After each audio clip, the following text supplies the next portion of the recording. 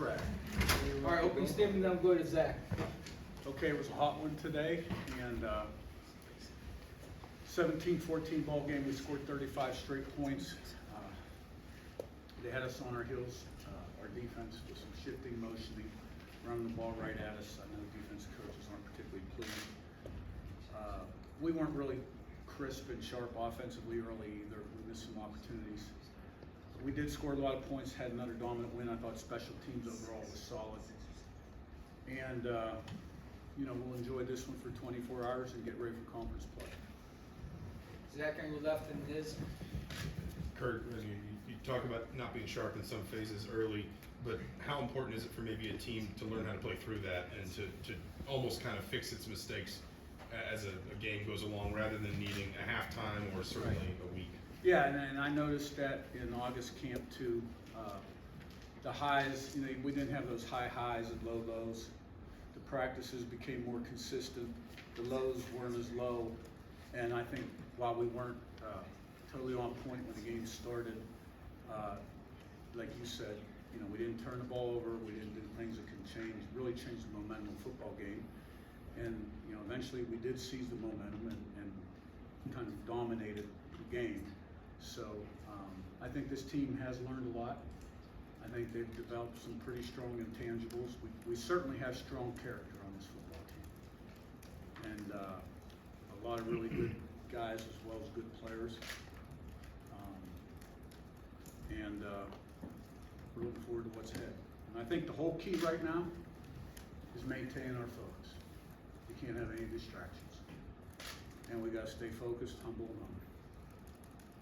All right, Diz and then Todd. Can you expand on that a little bit? Because you mentioned it on Thursday in the radio show that you were a little concerned that during the week you maybe thought the team was half asleep. I think that's the words you used. Yeah, well, was that sometimes there's a fine line between reality and creating a self-fulfilling prophecy, right? They had a big win last week. I hope they don't have a letdown, and then you're looking for the letdown, and pretty soon you're finding, we're having a letdown.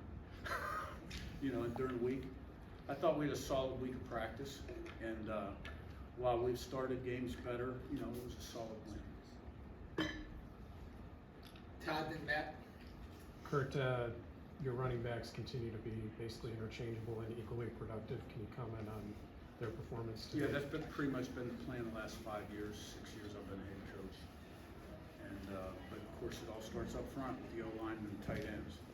But we have a lot of quality running backs too. And I think the fact that we're balanced, we can run and throw equally well, helps the passing game and the running game. Matt, Top, and Sammy. Hey, Coach. Seems like you're asking us every week about Curtis Short. Once again, really sharp today. You've had some really good quarterbacks in the past. How well is he playing this position right now for you guys? I think he's playing pretty well. He'll be the first to tell you he wasn't perfect. And, he came back from what I thought was a really outstanding performance against UCLA with a pretty solid performance today. But that's why we recruited him too, because he had already proven himself on tape. And, but I am extremely pleased to see the progress he's made since we started playing games. Because, the games are different than practice. And what I can tell you is the last 3 or 4 quarterbacks we've taken have all been players of the year in the conference. And they were all one-year starters. But they were like him, they played somewhere else, played a lot of quarterback. They all struggle in spring, and then they really start to get it in fall camp. So I like where he's at. You gotta continue to protect him. Sammy up top and Seth on your right. Coach, you mentioned depth at running back, but it also seems that there's somebody in the wide receiver room that steps up differently. There's somebody on defense, Jamar Sharp, with 4 pass breakups today, filling in for D'Angelo, and then Quinn Warren at kicker. Does that speak to the character, just the uniqueness of this team, that it seems when somebody goes down or something is needed, somebody else steps up? Yeah, a little bit, but I mean, we're deeper at some positions than other. We're really deep at running back. We're really deep at receiver. We're not quite as deep at Jamari's position. I was glad to see him have some success. But, I think there's a lot of guys that were on the team last year that have really bought in, and we have great unity and character on this football team. Now, that's easier to have when you're having success. We haven't really had a whole lot of adversity since the season started. But when you do, it should make it stronger. But we've got depth at some spots, not so much in others. I was glad to see Sharp, because he's still a young guy. he's progressing. Seth on your right and Zach. Kurt, maybe more from a process standpoint, week to week, like what's working, and with in-game adjustments, I guess what's working so well with Mike Shanahan's system and game plans that have allowed the offense to put up the numbers they have so far? Well, that one, that's my system. No, Mike calls them all. Tino and Bob and all those guys, and I'll interject once in a while. I just think it's a real group effort, and we're not afraid to throw something up there. And our guys are quick learners. We've got a lot of experienced players that they understand football and can handle a pretty heavy plate. And if you can execute it, then you're just going to put the defense in more conflict. Didn't mean to take that away from you. Zach, top right and Jim. Coach, your team has only given up 6 points in the second half of the season. I'm curious today, after the 14 points Charlotte scored in that first half, what was the message either from you, Mike Haynes, or even somebody like Aiden Fisher in that locker room? At halftime? Yeah. Well, I when we go in at halftime, I always do a little interview on the field. So I get in there and the coaches are sort of huddled up in the coaches' room, and I'll make my quick 2 or 3 points about kind of big picture stuff. And then coaches make their adjustments, and then they grab their guys, and I'm not with them when they do that.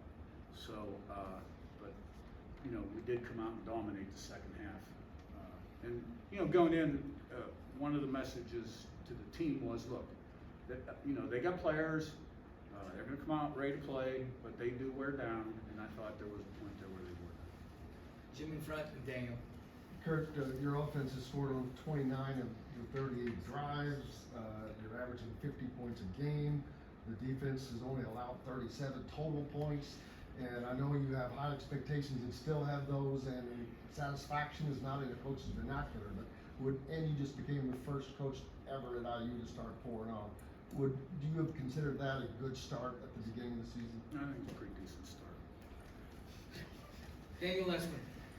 Yeah, I wanted to ask you if you remember after week 1, the way the second half went offensively. I don't recall you being overly thrilled with that. You guys scored like 77 after that, obviously last week, and now. When you guys were in that process of reflecting on week 1 to now, where do you feel like offensively you all have kind of evolved the most? Well, we weren't pleased with that last quarter and a half of offense, penalties and pressures on the quarterback. We were really behind the sticks, some bad down distances.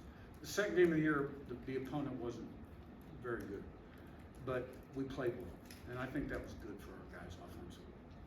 And we played real well against UCLA. So we got a lot of guys on offense that have played successful winning football, and now they're taking it to the Big Ten.